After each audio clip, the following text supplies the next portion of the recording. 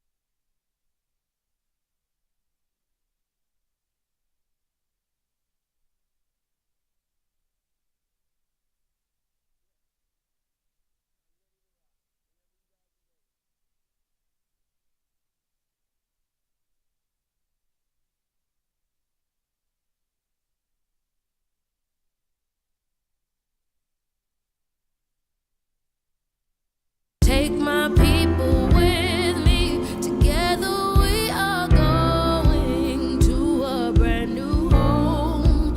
Far across the river, can you hear freedom calling? Calling me to answer. Gonna keep on keeping on. I can feel it in my bones. Good evening. I'm Reverend Mark Hughes with the Vermont Racial Justice Alliance, and you've caught me again. Juxtaposition. I am here with the monthly community television program here on CCTV, the Center for Media and Democracy, Town Meeting TV. Juxtaposition. Issues affecting Black folks and Black folks affecting change.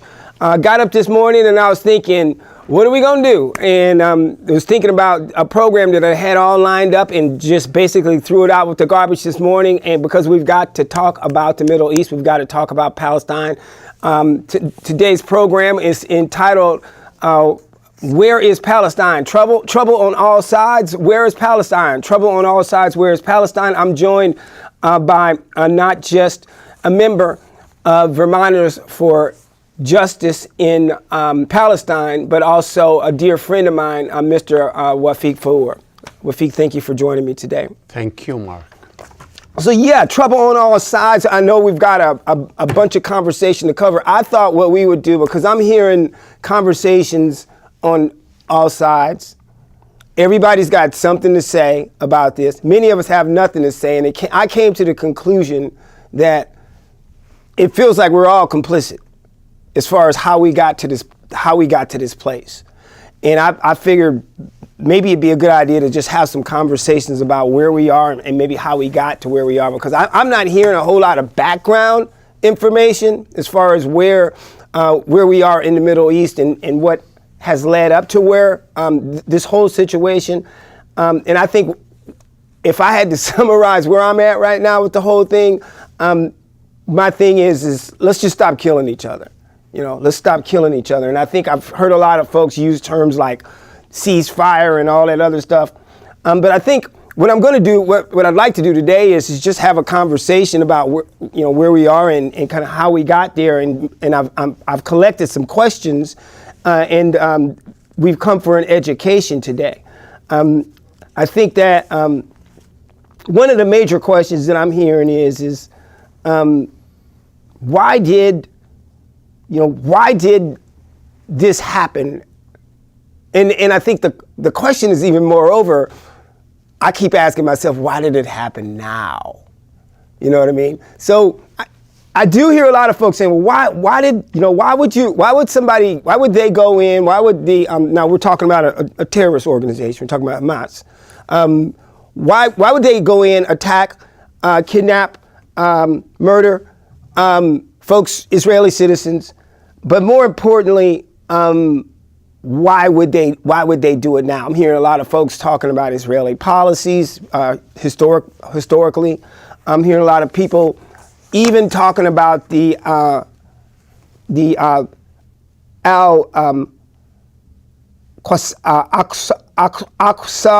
the mosque. Aqsa Mosque. Yeah, that I heard some conversation about that, and obviously settlement expansions and so forth. What are you thinking, and what are you hearing? I know you just got back from the Middle East recently as well. Let's start of your description. How do you feel about it? And Yeah, definitely. when you mentioned you feel complicit. Mm-hmm. Complicity, it is the right description of any American like to think about the Middle East and where is United States government stand on that. Without the American tax money and weaponry, what we are watching today of slaughtering over 1,550 people of Palestinian people, over 4,800 children among them. It's each American has to feel that they have part of it in one way or another, and staying silent about it is part of the crime itself. Go back to describing Hamas organization as terrorist organization. I know that the United States and many Western countries put the label of terrorism on Hamas. We shouldn't forget that Nelson Mandela was terrorist too, on the eye of the same governments, until 7 years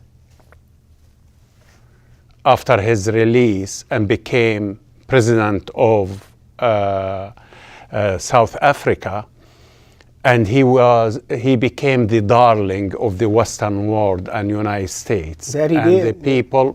The people who fight for freedom, democracy, etc. We know United States that it is democratic and calls for human rights, equal rights, the protection of women and children, and all these beautiful things. When it comes to Palestine, United States is the opposite exactly. United States support Israeli occupation, which have been founded a little bit over 75 years ago on a land called Palestine, and on a land where there are people living there. Out of European guilt and the problem of anti-Semitism and anti-Jewish history in Europe over the centuries, they offered mainly what's so-called the Great Britain or United Kingdom, Palestine, which was occupied by the English then, a land for the Jews, so what's so-called in the West on the 19th century, the Jewish problem to be solved. The Jewish organization of that time, they have an ideology of Zionism, and here the difference. It is not a religious war, as many Americans want to make it as simple as it fits their mind. It is more like ideology based in Western colonialism, which is they benefit if they created another entity on the Middle East, on the heart of the Middle East, and take over Jerusalem. So we're talking about colonialism. It is colonialism 101, and Israel is the last example of the old colonialism, where you come into a country, you claim it was empty, because this is how they sold it to the Jewish public, that land with no people to people with no land.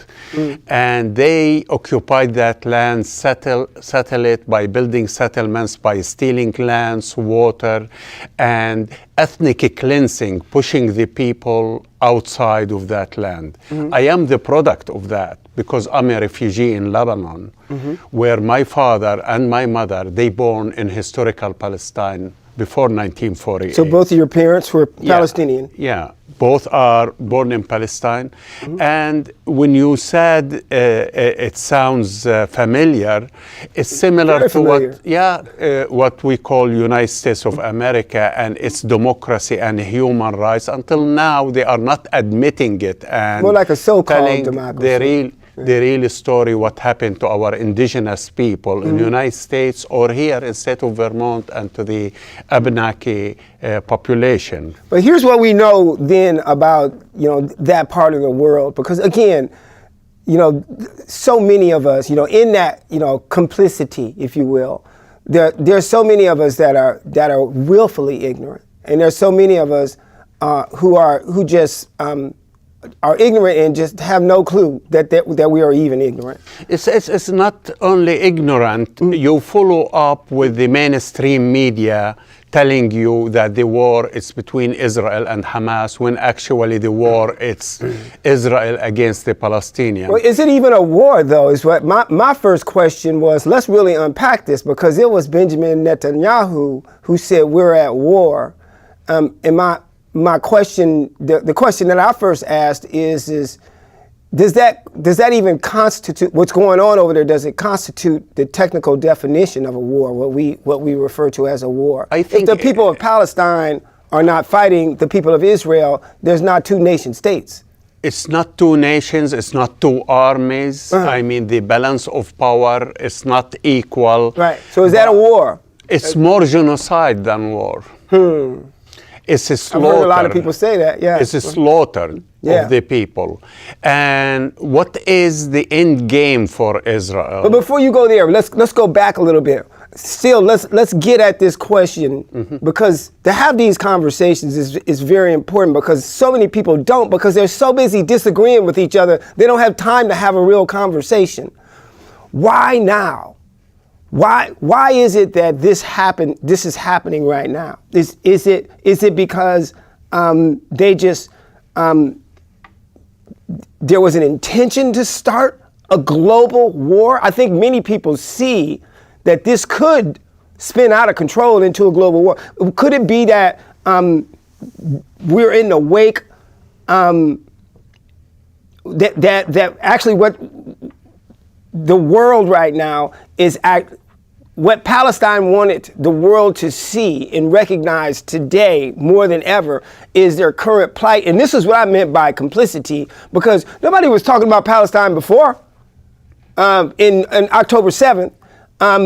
But this has elevated the attention. Now many people know more about the West Bank, know more about the annexation of Jordan, know more about Gaza, know more about the Golan Heights, know more about Lebanon and Hezbollah and Hamas in Gaza and so forth than they've ever have, and also know more about the Palestinian people. For the Palestinian... Could it have been for that reason? No, for the Palestinian people who living on Gaza and its resistance, not only Hamas, other organization, armed organization, they have been living for 17 years under siege. It's a walled strip. Some people call it an open-air prison. It's an open-air prison that nobody can enter or leave without permission of Israel. No amount of food or anything can enter the strip without Israeli okay. It is a prison, and Israel has the upper hand like any colonialist power. Why you didn't hear about it? It is the American problem. They didn't hear about the suffering. The suffering.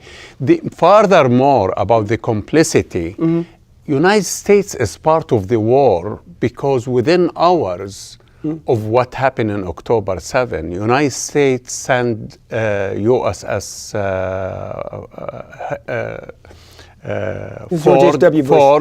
Ford and USS Eisenhower, and now they have nuclear submarines, and they refreshed all the arsenal Israel have been using over there, and they are sending more precise missiles. And we have a Congress, ironically, Democrat and Republican never agreed on anything, but they immediately voted for a leader of the House, and immediately the first resolution they did is sending trillions of dollars to Israel. And these trillions of dollars is American money that you can use it here for housing, for education, for healthcare, for improving the life of people over here. And our three representatives, Welsh, Sanders, and Ballot, the three of them who consider themselves progressives, not only they voted for that, until now they didn't call for ceasefire or stopping this genocide, unfortunately. We're going to pause right there just for a minute. I appreciate that. You know, and definitely want to come back. We'll talk more about like who's, you know, because I want to get to also, you know, who else, where else does the guilt lie? Who else is complicit? And I think that there's some other issues that I want to cover. But first, I just want to pull a slide up from the control room. We've got, I'm going to just tell some folks a little bit about movie night. We got movie night coming up. That's on the 2nd and the 4th Friday at the Richard Kim Center. If you haven't been over to the Richard Kim Center for movie night, it's a blast. You should make sure you stop in, bring the kids in. You can drop the kids off. You can stick around. Most of those movies are 7 years old and below.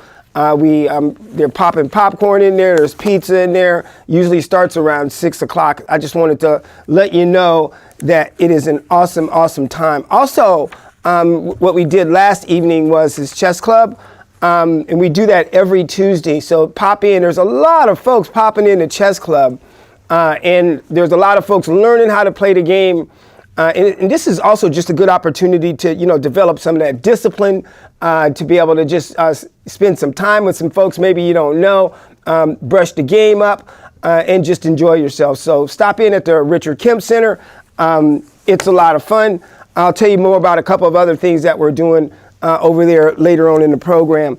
I'm here with Wafiq Fawour, and the Vermonters for Peace and Justice in Palestine is what is the organization. I've known Wafiq now for it's probably been like 9 years, 8 years or something like that. We really haven't had an in-depth conversation about what's going on in Palestine up until now.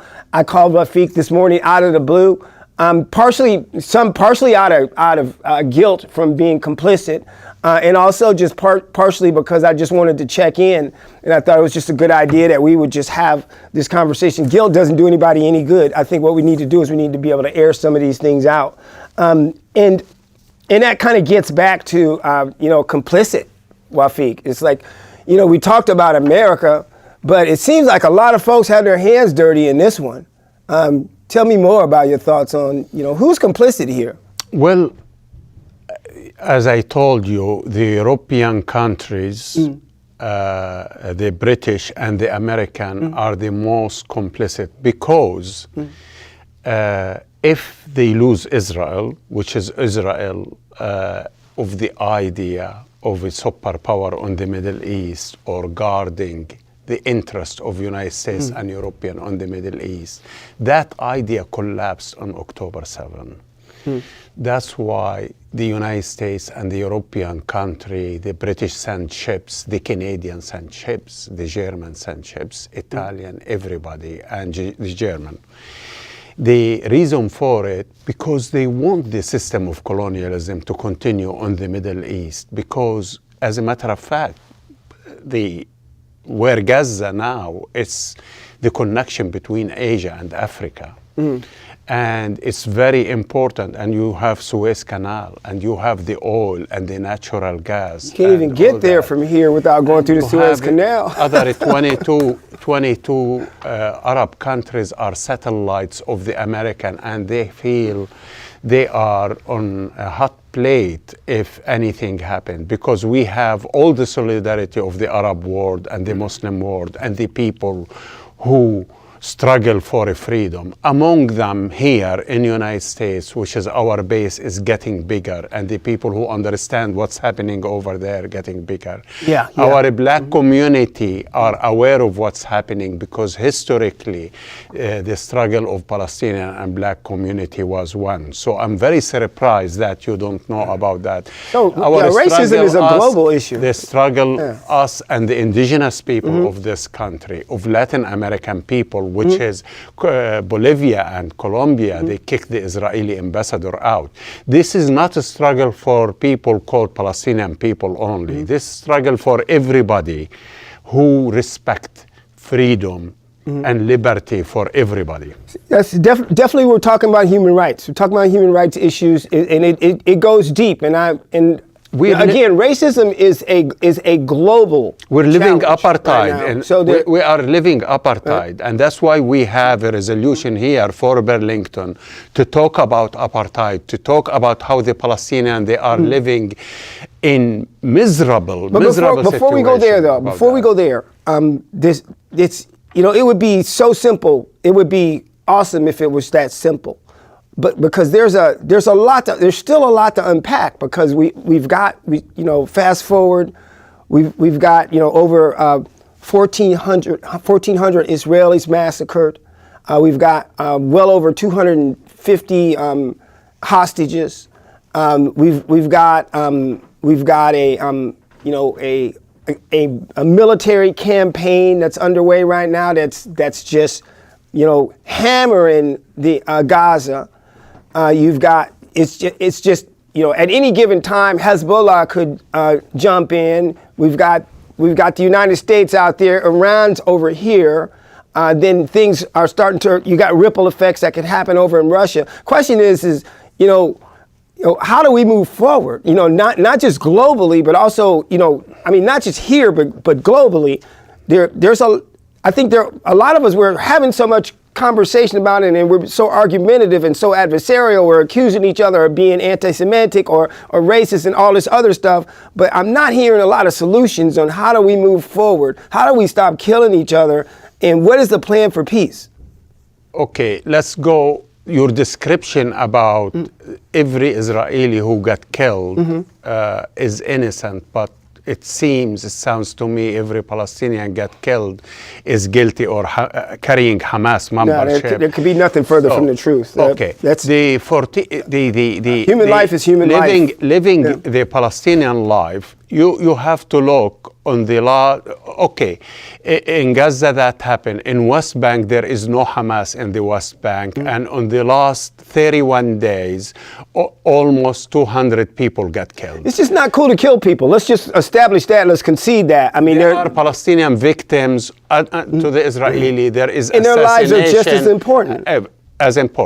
We shouldn't condone any kind of death to any civilian. Right, exactly. But in a situation where you're under direct occupation and apartheid, under all international law and Geneva Convention, you have the right to fight back by all means possible. So, the Palestinians have the right. So here's what I'm not understanding is defend themselves. But there's just like the Israelis do. They all have a right to defend themselves. And I mean, and the thing is it's never okay for any of us to kill one another. Period. But at the end of the day, what I'm also concerned about is that the Palestinians have a little bit of an extra pressure because although Fatah is supposed to be their government, Hamas kind of hijacked things over the last 14 years. True. In 2006, which is the last election took place in the Palestinian territory, right, which is what we call the West Bank and Gaza Strip. But that's who's ruling that place, though, right? Hamas won. United States supporting Israel insisted that we will never deal with Hamas. This is to divide the Palestinian National Liberation Movement. And so Hamas... Deploy from Israel. They don't want to deal. The new government get elected in 2006 election. It was Hamas. Now you ask me, am I happy about that? I wasn't. But they have the right to rule. They won. It's like the election in the United Hamas States. is the elected, duly Biden, elected. Did Biden won or Trump won? Fair I mean, enough. are we going to go on that direction? The second thing, Hamas in 2007 took the control of Gaza. Now Gaza is under siege, and they are under direct occupation and miserable situation. People getting killed both in West Bank and Gaza. You have thousands of prisoners, political prisoners on the Israeli prisons. The action Hamas took, and we're going to see it on the future, they're going to ask for exchange. So if you stop genocide, a ceasefire, exchange of prisoners, and talk to each other across the table, recognize the right of Palestinian of self-determination on their land, Sure. maybe we will start kind of conversation and we will say this is the direction we like to go. You see, when do you see, when would you, I mean, you're not Nostradamus, nobody has a crystal ball, but I guess my question is still the same, is how do we get out of this? How do we move forward? How do we move as citizens of the planet and to a place to where we can find peace. You have to put responsibility where it belongs, Right. not to hide reality Right. and the truth. America is a lot of that. in control. America is in control Right. of the situation over there. That's why you find the Secretary of State sitting in a war government called Israel inside the war room. So the and make a resolution- decision. Here, United States, if they change their mind tomorrow morning, the war can be stopped. I got it. So what I'm hearing, and thank you for that. What I'm hearing, and I'm not even in disagreement with, if the United States wanted this to end, it would end. Of course. That's Of the course, analysis. they can put a pressure And on I think- Israel. You have to accept 1, 2, 3. And they have been talking for 30 years about two-state solution. United States didn't move 1 inch pressuring Israel or telling them we're not going to give you the $3.8 billion a year annually unless you do 1, 2, 3. And here's the frustration, as we go to a close, is the frustration is that the media is not our friend. When you look at, you watch, any media outlet, you watch any one of the major cable networks, you read any major newspaper, it's that same old thing is that we've got so much misinformation and disinformation that's out there that most of us, we have no clue of what's really going on and make certain assumptions about what's actually happening. This is good. We're going to pick back up on this conversation next month when I come back because we've actually run out of time. Final thoughts? No, I mean, the only thing I want to say, thank you to Vermont and to Burlington and their supports in our rally. If they have time, they can come tomorrow in front of the Burlington City Hall for a rally at 5:30. Call your representative, put pressure for ceasefire and stopping genocide and killing the Palestinian children. Educate yourself.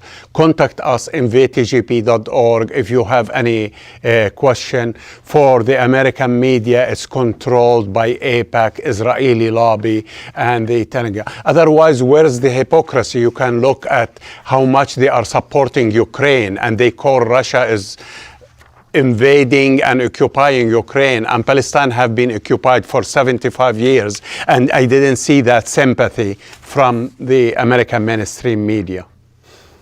Wafiq Four from the Vermonters for Justice in Palestine joining me today. So grateful to have you. Again, this is Reverend Mark Hughes. You caught me on Juxtaposition. Again, this is a Vermont Racial Justice Alliance monthly community television program on CCTV, Center for Media and Democracy, Town Meeting TV. Issues affecting black folks and black folks affecting change. Thank you for coming out. Peace.